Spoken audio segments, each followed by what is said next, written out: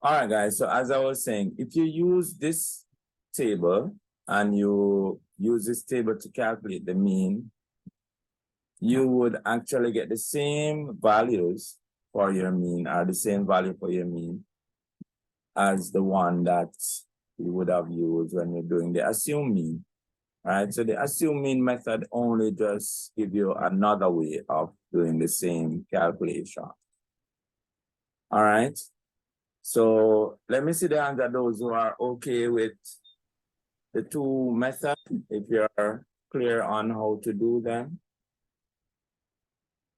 All right. And remember, guys, all the notes for the class is on the website.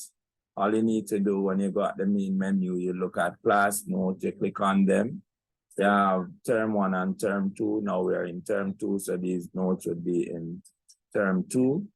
So you can check on the notes from the website. All right, so we're going to be moving on. All right, now we now have the median. So we would have just looked at how to calculate the mean of a frequency distribution table and a group distribution table. Now we're going to be looking at how to calculate the median. Now the median is that statistical average that all you do when you're finding the median, you arrange all of the data values, all of the values from smallest to largest, usually, or you can arrange them from largest to smallest. So in other words, we are saying arrange them in ascending order or descending order. When you arrange your data in ascending order, you start off with the smallest and you arrange them in that order until you get to the largest, right? That's ascending. For your descending order, you would start off with the largest and then you go to the smallest.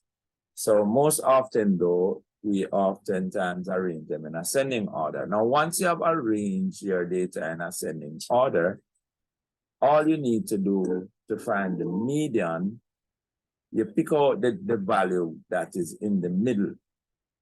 Now, if you look at all of these data in the first example, you count how many numbers you have there. You would have 1, 2, 3, 4, 5, 6, 7, 8, 9.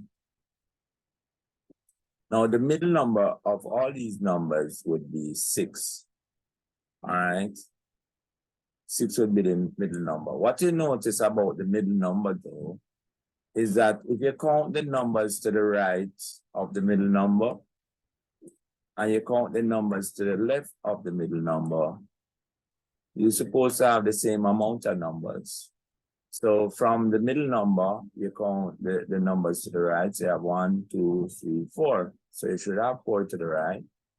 And to the left, you should also have 4. So you count 1, 2, 3, 4 to the left. Now, when you are able to do that, it means that you only have one middle number. When you are able to count to the right and the left of the middle number and get the same amount, it means that you only have one middle number. There are cases, though, where you may find yourself having two middle numbers. So let us look at example 2. If you count all the numbers that we have here, you have 1, 2, 3, 4, 5, 6, 7, 8. So if you have 8 numbers, in this case, you have 2 middle numbers, and the 2 middle numbers that you have would be 7. All right, now, if you count to the right of the 2 middle numbers, you will get 3 numbers. To the left, you also get 3 numbers. Now, you only need one value for your median. So to get that one value, what we do is add the 2 middle numbers and divide it by 2.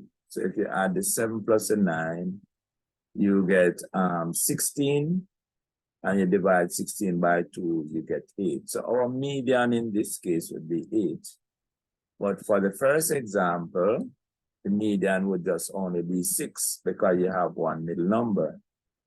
All right, but how do you know when you have one middle number or two middle number? Well, you just need to count how many numbers you have in total. If when you count all the numbers in total and you end up with an odd amount of numbers, meaning that when you count, you get an odd number. So you count 1, 2, 3, 4, 5, 6, 7, 8, 9. 9 is an odd number, meaning that the amount of numbers you have is an odd amount. It means that you're only going to have one middle number. If you count your numbers and you get an even amount of numbers, so you're counting this one, 1, 2, 3, 4, 5, 6, 7, 8. 8 is an even number, so it means that you have an even amount of number. In this case, you're going to have two middle numbers. Once you have two middle numbers, you add both of them and then divide by 2 to get the median. All right?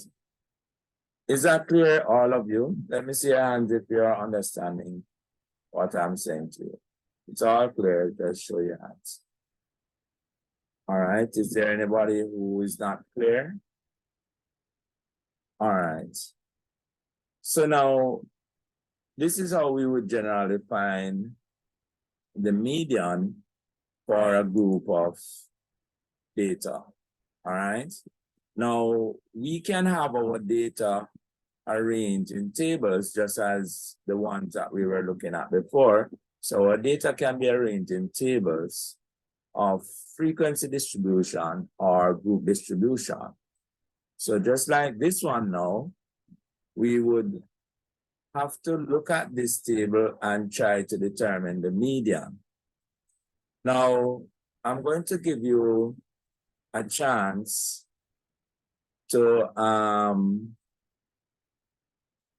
tell me how you would come up with your median from this table. All right.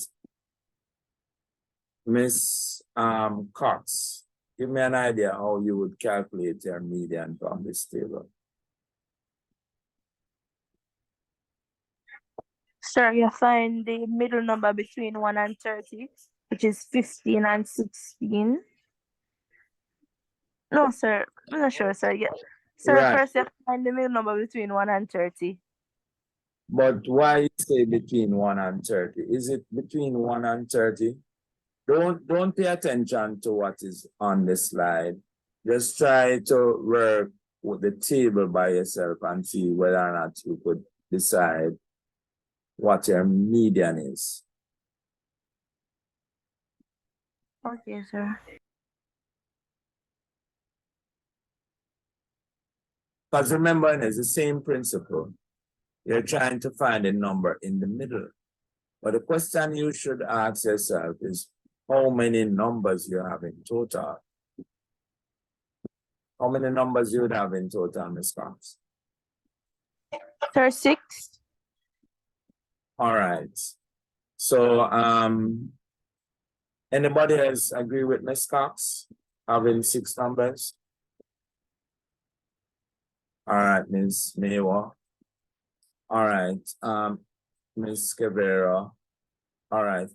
So it is clear that our left column has 6 numbers, but we don't really have 6 numbers in total because each of these numbers have frequency, and the frequency tell you how much of that number you have or how many of that number occurs. So for the 1, how many ones you have? The frequency tell you how many of them you have. So you have 2 ones, right? Now for the 2, how many 2s you have? Frequency tell you how many of them you have. That means you have how many 2s? 7 of them. So when you really think about how many numbers you have in total, it would not really be 6. It would actually be 30 because your frequency giving you how many of each of these numbers you have. So it means you have 2 1s, you have 7 2s, you have 5 3s, you have 7 4s, you have 3 5, and you have 6 6. Now, if you are to arrange those numbers in the same order of ascending order, you would list those numbers based on in terms of from smallest to largest. So if you're listing the ones, only two of them, so you have one, then you have another one. So that would account for the two ones. How many twos you have? You have 7 of them. So you list all 7. 1, 2,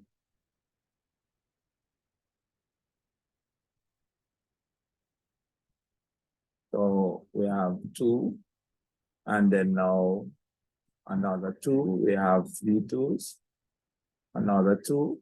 That's 4, another 2. That's 5, another 2. That's 6, another 2. That's 7, 2. So after we list all the 7, 2, now how many trees we're going to have to list? We're going to have to list 5 of them. So you have 3. So you're going to list all of these until you reach 5. So 1, 2, 3, 4. Sorry. Suppose I have 3 again and 3 again. How many numbers have gone so far? We have 1, 2, 3, 4, 5, 6, 7, 8, 9, 10, 11, 12, 13, 14. So for the first 3 numbers, when we list the amount of them that we have, this would be the 14th term. All right, so this is the 14th term. Now, how many 4s do you have? You have 7 of them. So you would list all 7 of them. So you have 4, 1, 2, 3, and you go on 4, 5, 6, 7, right? Now, if you have 30 numbers in total, how many middle numbers you're going to have? So 30 is an even number. So it means that you're going to have 2 middle numbers. So what are the 2 middle numbers? The 2 middle numbers going to be the 15th and the 16th number. So if you count these numbers to get to the 15th, so it's 1, 2, 3, 4, 5, 6, 7, 8, 9, 10, 11, 12, 13, 14. The 15th number is a 4. This is the 15th number. And the 15th number is one of the middle number. The other middle number would be the 16th number. So this is the 15th number. The other middle number would be the 16th number. And the 16th number is also a 4. So you would have to add these 2 middle numbers and divide by 2. So when you add the 4 plus 4 and divide by 2, 4 plus 4, you get 8. When you divide 8 by 2, you get back 4. All right. So that's how you would arrive at your median. Now, listing out all the numbers this way is a little tedious. It's long and complicated. Now, there is another way in which you could approach this. If you are going to work without listing all of these numbers, then you would have to add based on your frequency. So the other way that you could do it is you have 30 numbers based on the frequency. Once you get the sum of your frequency, that tells you how many numbers you have. So if you have 30 numbers, you know that your middle number is going to be the 15th and the 16th. Suppose you have 40 numbers. What would your 2 middle numbers be, Ms. Wesa?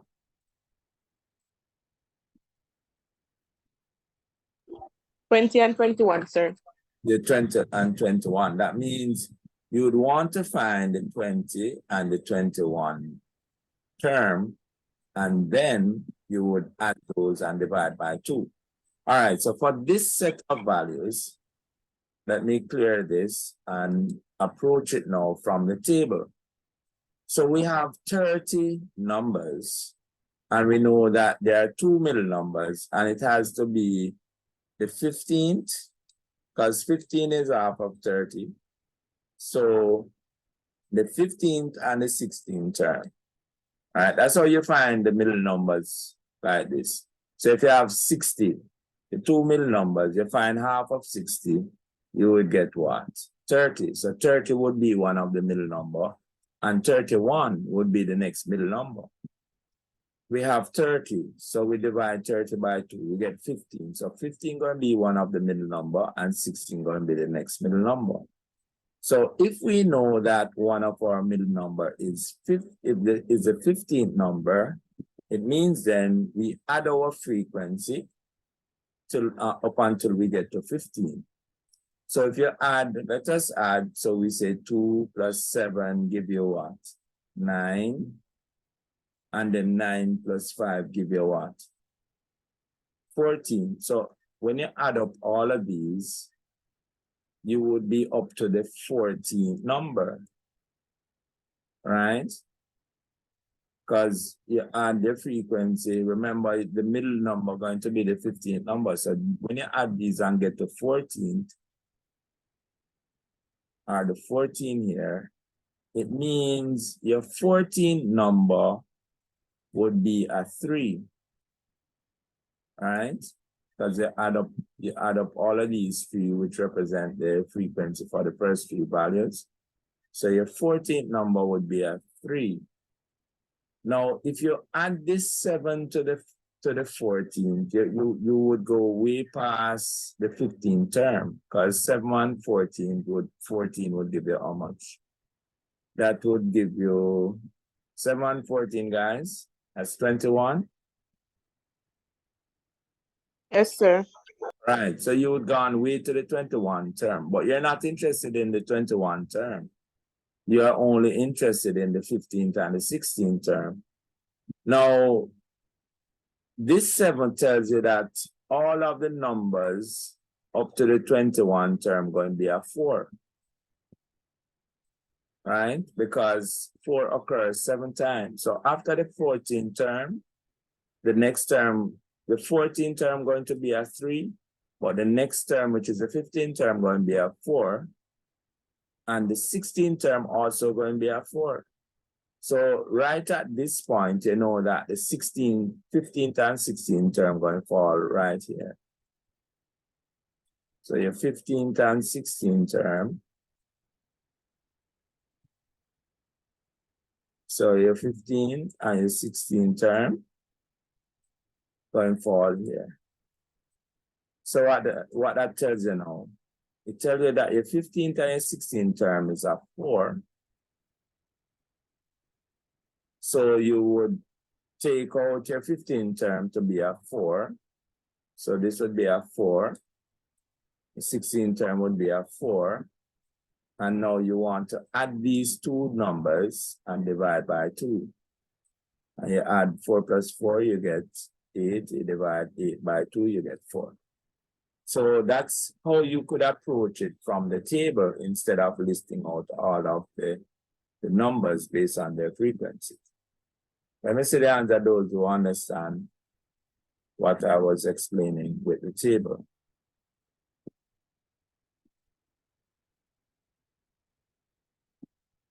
All right. So that's the approach you could take when you're trying to find the median from an ordinary frequency distribution table. Now, this frequency distribution table, we have all the data in single values. But now what we want to look at next is when we have a group distribution table. So if you have a group distribution table in your data, you will have classes, all right? And so that's what we're going to be looking at next. So now, if you're to find the median of a group distribution table, now it might not be as straightforward as the table that we were looking at just now. The table that we were looking at just now, we could simply add up the frequency up to the middle term. Let us see if we could somewhat use this table and carry out the same procedure as before.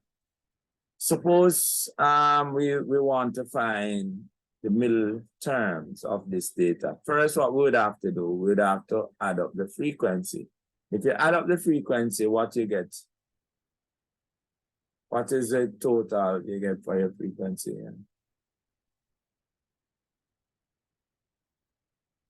Can somebody do the calculation quickly for me?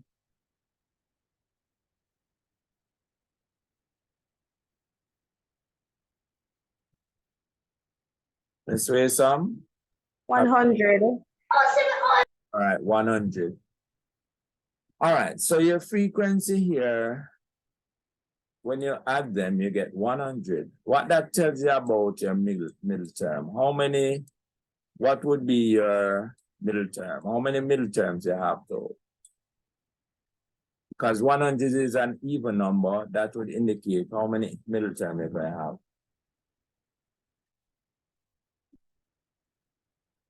Sir, 2? Yes, you will have 2 middle terms, because once you add up your frequencies and you get an even number, it means that you're going to have 2 middle terms. If you add up your frequency and you get an odd number, that means you only have 1 middle term, right? Now, suppose you are to try and apply what we just did with the other table. What would be our middle term? We have 100 terms, so what would be our 2 middle terms? Sir, 50 and 51? The 50 and 51 term, right? How would we get to the 50 and 51 term using the frequency? So you could add up 8 plus 16 give you what? 24? Yes, sir. So if you add up this, you'll get to the 24th term.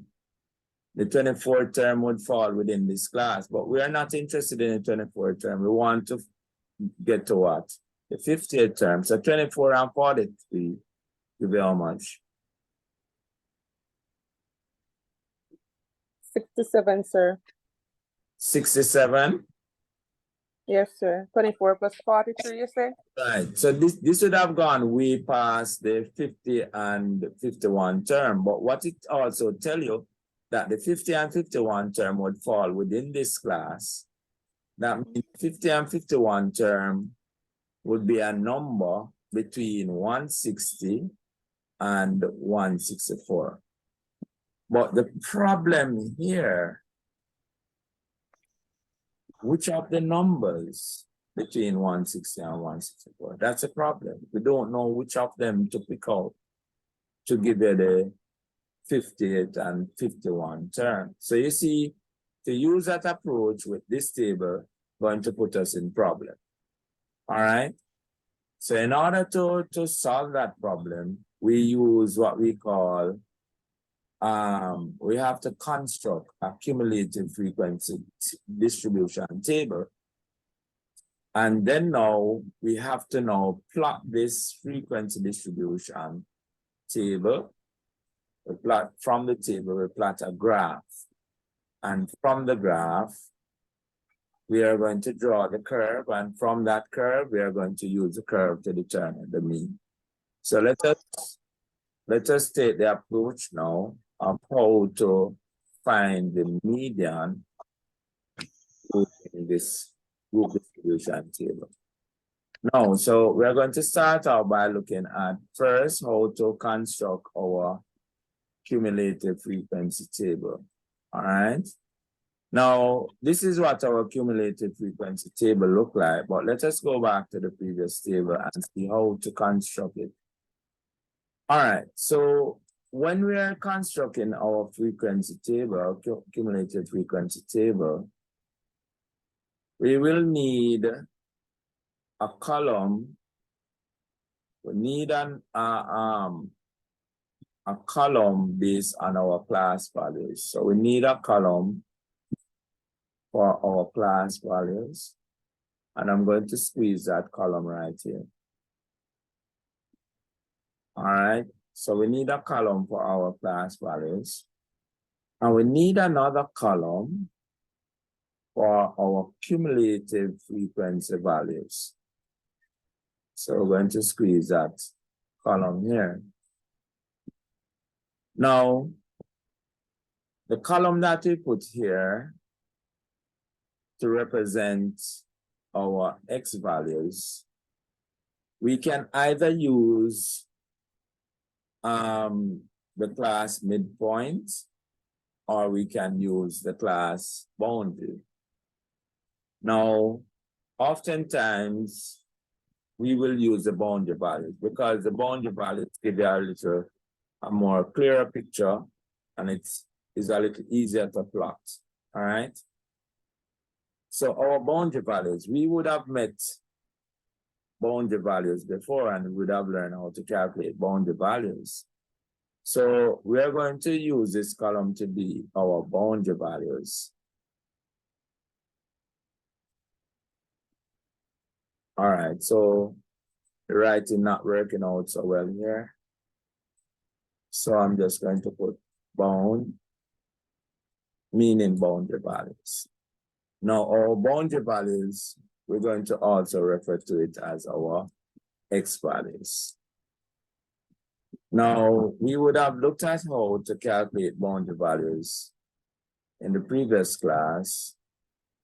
Is there anybody who would like to help us to calculate the boundary values? Or somebody, can you tell me how we go about calculating the boundary values?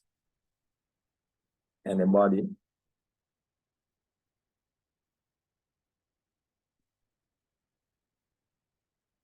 Sir, which one you want to find? Would it be the upper or the lower? Well, we want to find all the boundary values from all the classes.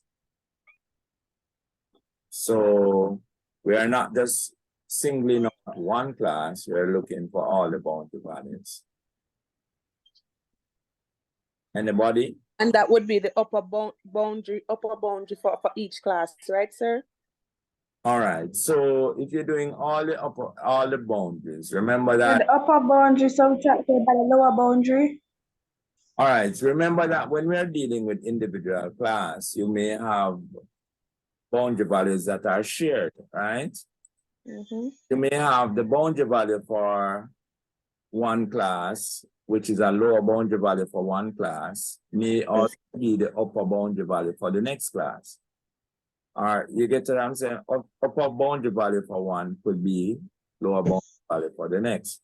So yes, sir. For this first class, the upper boundary value for this first class also is the lower boundary value for the next. Mm-hmm. You don't have to concern yourself about upper or lower boundaries. Just calculate all of the boundaries that you can.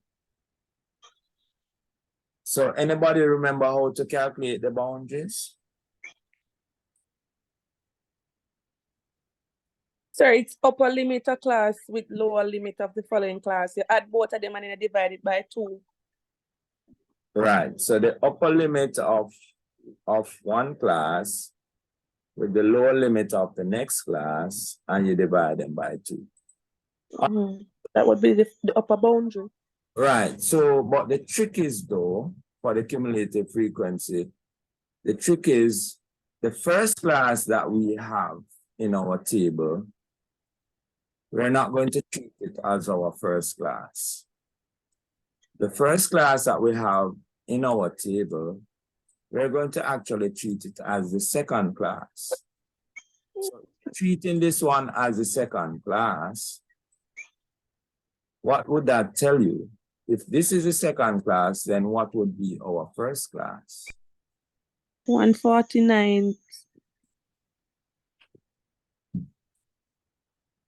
So our first class Would be like would have to determine what would be the class before this class. If you look at the pattern here, 135 to 149, sir.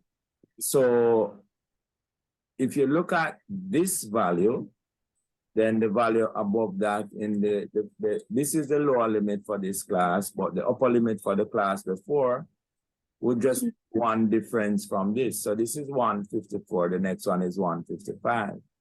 So 150, up here going to be what? 149. 49. So we can determine that this value here is 149. And we're going to use this value as our first class value. And I will explain why we do this in a moment, right? Now, we don't have to find the lower limit of this class. We just need to find the upper limit. So you don't have to go through the process of finding this first limit here, right? Once you find this one, then we can use that to find our boundary values, all right?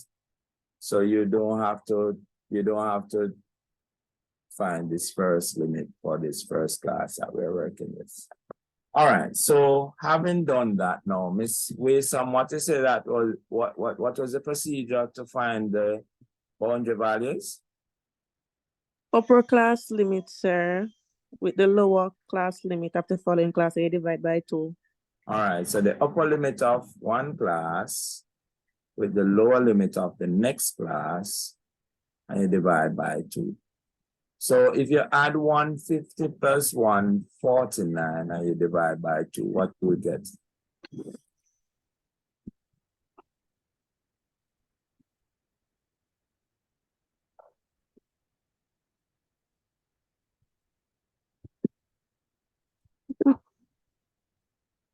Anybody? 149.5, sir. 149.5. All right. All right, so for your first boundary value, it would be 149.5. All right, based on that procedure, calculate all the other boundary values so that we can complete this table. So do the calculation and tell me what you get for the next boundary value.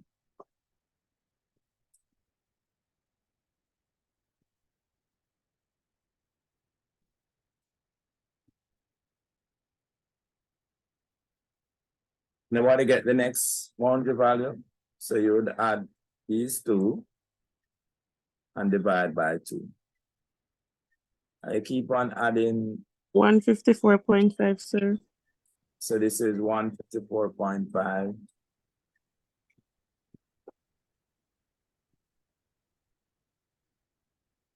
What you get for the other one?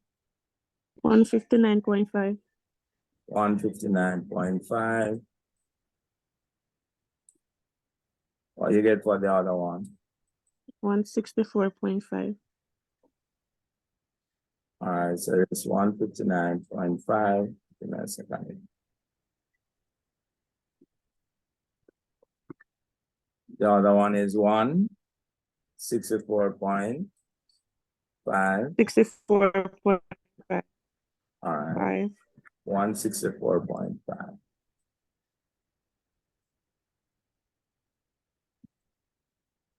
The other one is 169. 169.5, sir. All right. And the other one is 174. I guess it 0.5. All right. Now, if persons are paying attention to the calculation, you'll realize that there's a shortcut method to it. All right. And what would be the shortcut method? Now, each of these values are along the upper limit and lower limit. Each of them, the only difference between them is 149 and 150. The difference between 150 and 149 is 1. So if you take away 149 from 150, you get 1. You divide the 1 into 2, you get 0.5. So to get your boundary values,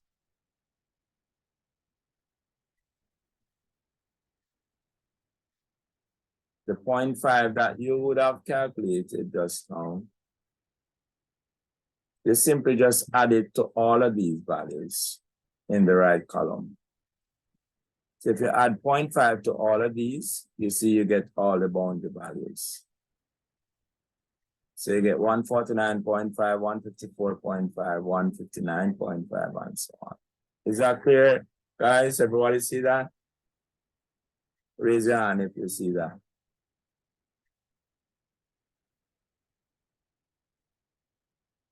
All right. All right, so now let us go to the frequency now. Now, this first class that we would have added because it was not there before. Yes, Miss Taylor, saying something? All right, so this first class that we would have added, it was not existing before. So this boundary value, which is 149.5, what would be the frequency of this? If this value wasn't there before, then the frequency of this would be what? Ms. Cox, what would be the frequency of 149.5? Sir, 1. All right, so you say 1. Miss Reed, what is the frequency of 149.5? 0. Right, so because this was not there, so we don't have any frequency for it. So yes, the frequency would be 0. All agree? All right, so we know how to construct the boundary value column. Now we're going to look now, this column that we have over here is called a cumulative frequency column. I'm just going to call it the CF column. All right, cumulative frequency. Now, how we get our values for the cumulative frequency column? Now, it is done just the same way how a cash register check your item when you go to the supermarket, right? When you go to any of your supermarkets and you're checking up your item and the cashier is putting in your item one at a time.